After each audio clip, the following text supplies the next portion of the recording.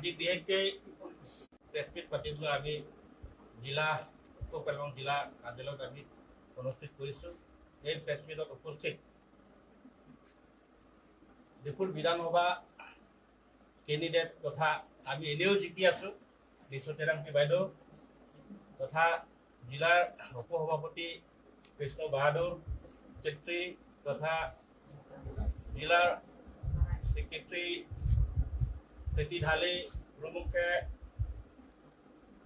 বাইদেউসকল, জিলা মহিলা মৰ্চাৰ সভানেত্ৰী বেপী বাইদেউ প্ৰমুখে মহিলাসকল, তো বিশেষকৈ আজি মাতা কাৰণ হ'ল যিহেতু নেকি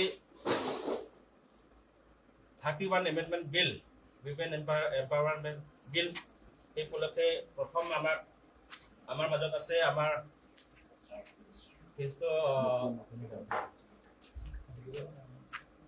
নিশু তেৰাংপী বাইদেউ তথা আমাৰ ডিফুৰ বিধানসভা কেণ্ডিডেট তথা আমাৰ বিধায়কা হ'ব, গতিকে এখেতৰ পৰা আজি যিটো উইমেন এম্পাৱাৰ বিল কথা এখেতৰ পৰা দাঙি ধৰিব।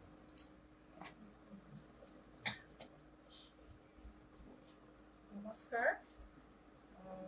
আজি সকলোকে আপোনালোকে ইয়াত উপস্থিত হোৱাৰ কাৰণে সকলো কাৰণে ধন্যবাদ আৰু আপোনালোকে সময় দিয়াৰ কাৰণে। আজি আমি ইয়াত দুখ খাবলগীয়াটো বহুত দুখৰ কথা। আমাৰ কাৰ্বি আংলং বুলি নহয়, আমাৰ গোটেই ইণ্ডিয়ান উইমেন হিচাপত উইমেন আমাৰ যিহেতু আমাৰ বিজেপি লেড গভৰ্ণমেণ্টে আমাৰ উইমেনহঁতক 33% ৰিজাৰ্ভেশ্যন দিয়াৰ কাৰণে আমাৰ কংগ্ৰেছবিলাকে নাকচ কৰাৰ কাৰণে আমি বহুত দুখিত আৰু আমি আক্ৰোশ হৈছোঁ। কাৰণ কংগ্ৰেছবিলাকে মুখত সদায় কয় যে আমি মহিলাৰ লগত আছোঁ, মহিলাৰ ৰিজাৰ্ভেশ্যনৰ কাৰণে আমি সকলো ছাপোৰ্ট কৰোঁ বুলি কয়, কিন্তু যেতিয়া কাম কৰিব লাগে একশ্যনত সিহঁতে সদায় পিছত থাকি যায়, একশ্যনৰ ক্ষেত্ৰত সিহঁতে পিছত থাকি যায়। কিন্তু আমাৰ মহিলাবিলাক কি অকল আমি ঘৰত বহি পেলাই আমি ভাত ৰান্ধি পেলাই বা ল'ৰা ছোৱালী ডাঙৰ দীঘল কৰা ইয়াতে আমাৰ কামটো শেষ হৈ নাযায়।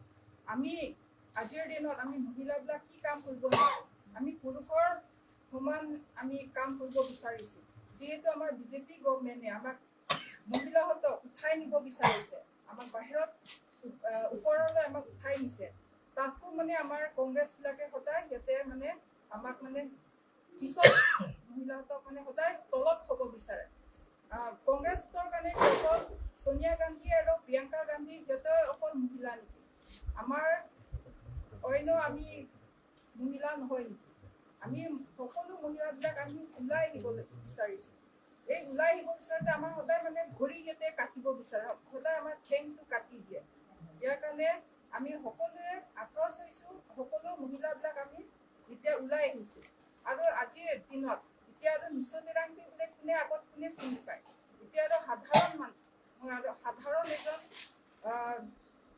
মহিলা মোকো মানে আমাৰ বিজেপি গভৰ্ণমেণ্টে মহিলাক মানে এম্পাৱাৰমেণ্ট দিয়াৰ কাৰণে আৰু আমাক মহিলা হিচাপত প্ৰথমবাৰ বাবে আমাৰ কাৰ্বি আংলঙত টিকেটো দিয়া হৈছে। আৰু এই টিকেট দিয়া এই যি আশাৰে যি বিশ্বাসেৰে আমাক মহিলাহঁতক ডিফু বিধানসভাত টিকেট দিয়াৰ কাৰণে সকলো আমাৰ মহিলাবিলাক এতিয়া আৰু সকলো ওলাই আহিছে। আৰু এই মতে যি বিশ্বাসেৰে আমাৰ বিজেপি গভৰ্ণমেণ্টে বিজেপি টিকেটটো দিছে, এই বিশ্বাসেৰে আমি সকলো মহিলাই এতিয়া আমাৰ কাৰ্বি আংলং বুলি নহয়, এতিয়া আমাৰ গোটেই অসম ইণ্ডিয়া মহিলাবিলাকে সকলোৱে ওলাই আহিছে, সকলোৱে বহুত ফূৰ্তি।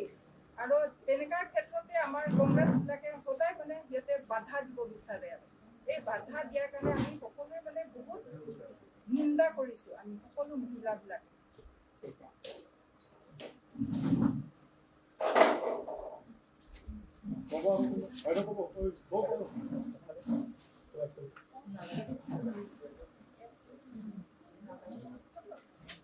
বাইদেউ কিবা লৈ লওক, মন্তব্য এটা লৈ লওক। বিৰোধীয়ে কৈ আছে, তেওঁলোকে অভিযোগ দি আছে যে এই এমেণ্ডমেণ্ট বিলটো লৈ বিজেপিয়ে এটা ৰাজনৈতিক ষড়যন্ত্ৰ কৰিছে, কি বুলি ক'ব? সিহঁতে মানে অকল এটা ৰাজনীতি সিহঁতে মানে কিবা পলিচি কৰি আছে বুলি কৈ আছে, কিন্তু পলিচিটো আমাৰ বিজেপি গভৰ্ণমেণ্টে কৰা নাই, উল্টা মানে কংগ্ৰেছ লেড এলায়েন্সবিলাকে সিহঁতে পলিচি কৰি আছে যে আমাৰ মহিলাবিলাক মানে সদায় মানে সিহঁতে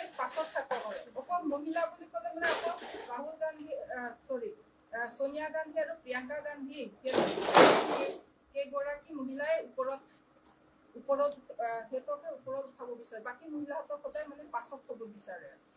তেওঁলোকে কৈ আছে যে 29ত যি লোকসভা নিৰ্বাচন হ'ব সেইটো সন্দৰ্ভতে মানে এইটো টাৰ্গেট কৰি তেওঁলোকে এই এতিয়াৰ পৰা ট্ৰেইনিং এটা কৰি আছে, তেনেকৈ এটা অভিযোগ দি আছে। কি কৈছে অপজিশ্যনবিলাক মানে সিহঁতে মানে এনেই মিছামিছি কৈ থাকে। এতিয়া আপোনালোকে দেখিছে আৰু আমাৰ কাৰ্বি আংলঙত এতিয়া মিছ'টেৰাংপি নিচিনা, মিছ'টেৰাংপিক আগত কোনে চিনি পায়? কোনো চিনিও নাপায়, জানাও নাজানে। তথাপিও মোক যে ইমান তলৰ পৰা যে ওপৰত উঠাই দিছে, এটা মানে গভৰ্ণমেণ্ট দেখাইছে। মহিলাহঁতক মানে আমাক যে মহিলাবিলাকক উঠাই আগলৈ আহি পেলাই আমাৰ যাতে পুৰুষহঁতৰ লগত সমান্তৰালভাৱে কাম কৰিব পৰাটো আমাৰ শক্তিটো দেখুৱাইছে আমাৰ বিজেপি গভৰ্ণমেণ্ট। এই বিলটোৰ কাৰণে বেংগল ইলেকশ্যনত কি কংগ্ৰেছৰ বা যিখিনি বিজেপিৰ কি লাভ হ'ব পাৰে, না কিবা ক্ষতি হ'ব, বা কংগ্ৰেছৰ কিবা লাভ হ'ব নেকি?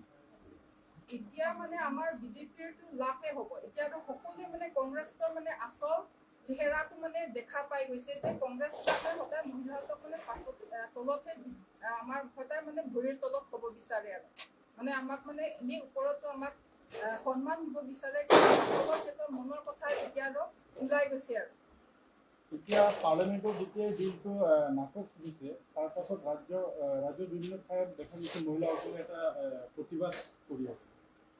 আমাৰ এই জিলাখনত আপোনালোকে তেনেধৰণৰ কিবা কাৰ্যসূচী গ্ৰহণ কৰিছে? কাৰ্যসূচী গ্ৰহণ কৰিছে। অহাকালিলৈ আমাৰ কাৰ্যসূচী আছে। যিহেতু অহাকালি আমি সকলো মহিলা মিলি আমি প্ৰতিবাদী কাৰ্যসূচী লৈছোঁ। যিহেতু আমি মহিলা জন আক্ৰোশ প্ৰতিবাদী কাৰ্যসূচী অহাকালি লোৱা হৈছে। যিহেতু কংগ্ৰেছ নেতৃত্বাধীন ইণ্ডি এলায়েন্সত নাৰী শক্তি বন্ধন বিধেয়ক 2026 বিৰোধী স্থিতিৰ বাবে 33% মহিলা সংৰক্ষণ কাৰ্যকৰী হ'ব। তাৰ বাবে সমগ্ৰ ভাৰতবৰ্ষতো যিমান দল বিৰোধী আছে সকলোৱে ওলাই আহিছে, সকলোৱে প্ৰতিবাদী কাৰ্যসূচী অংশগ্ৰহণ কৰিছে। তাৰ বাবে আমাৰ কাৰ্বি আংলং জিলা মহিলা সকলেও আমি বিভিন্ন দল সংগঠন লগ হৈ আমি অহাকালি কাৰ্যসূচী গ্ৰহণ কৰিছোঁ। যিহেতু আমি প্ৰতিবাদী কাৰ্যসূচী ইয়াৰ কাছাই ষ্টেডিয়ামৰ পৰা আমি সমদল উলিয়াম, আৰু যিহেতু আমি শ্লোগানখিনি আমাক ষ্টেটৰ পৰা আমাক পঠোৱা হৈছে, জিলাৰ পৰা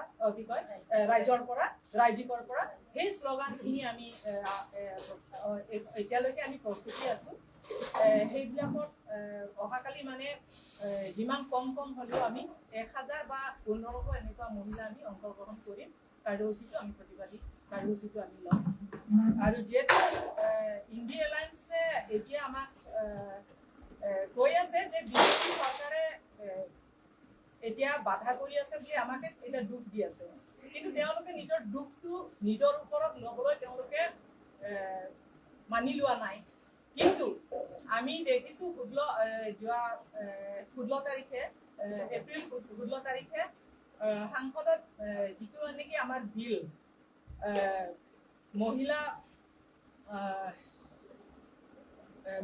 নাৰী শক্তি বন্ধন বিধেয়ক যিটো বিল, সেই উত্থাপন কৰাৰ সময়ত তেওঁলোকে কিয় পাৰ্লিয়ামেণ্টৰ পৰা তেওঁলোকে উলিয়াই গৈছে? কিয় তেওঁলোকে ওলাই যাব নালাগিছিল? তেওঁলোকে থাকিব লাগিছিল। যদি আমাৰ লগত সমৰ্থন আছে, মহিলাসকলৰ লগত সমৰ্থন আছে, তেতিয়াহ'লে তেওঁলোকে থাকিব লাগিছিল। কিয় তেওঁলোকে পাৰ্লিয়ামেণ্টৰ কক্ষৰ পৰা ওলাই গৈছে বাহিৰলৈ? এইটো আমি নিন্দা কৰিছোঁ। আমি তেওঁলোকক ধিক্কাৰ দিছোঁ। যিসকল দল বিৰোধী আমাক সমৰ্থন কৰা নাই, মহিলাসকলৰ যিটো আৰক্ষণ 33% যিহেতু আৰক্ষণ, সেই আৰক্ষণ কাৰ্যকৰী হ'বলৈ তেওঁলোকে বাধা দিয়াটো আমি সকলো কাৰ্বি আংলং জিলা তৰফৰ পৰা মহিলাসকলে আমি নিন্দা কৰিছোঁ, ধিক্কাৰ কৰিছোঁ। যিহেতু আমাৰ বিধানসভা, ৰাজ্যসভা, লোকসভালৈকেও আমাক এই আৰক্ষণটো কাৰ্যকৰী হ'বলৈ আমাৰ লগত লগ দিয়ে। সেয়া আমি তেওঁলোকক সকলো মহিলা দল বিৰোধীকো আমাৰ তৰফৰ পৰা অনুৰোধ জনাইছোঁ।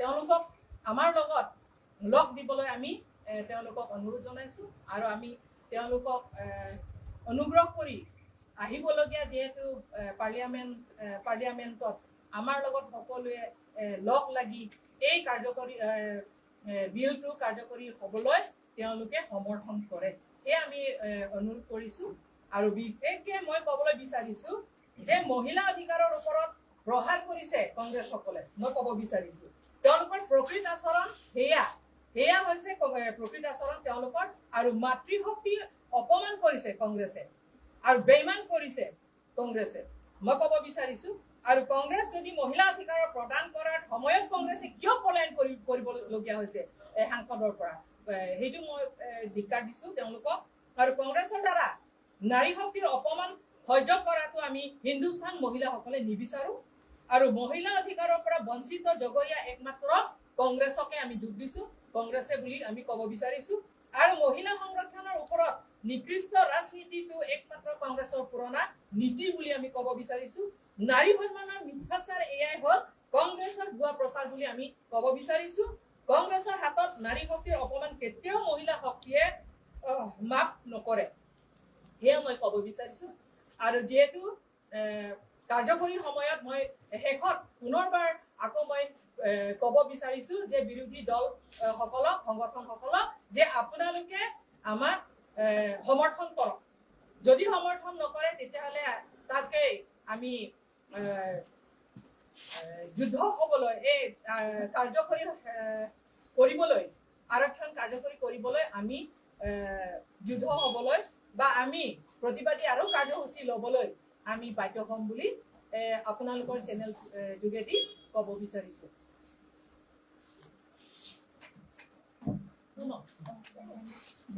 ধন্যবাদ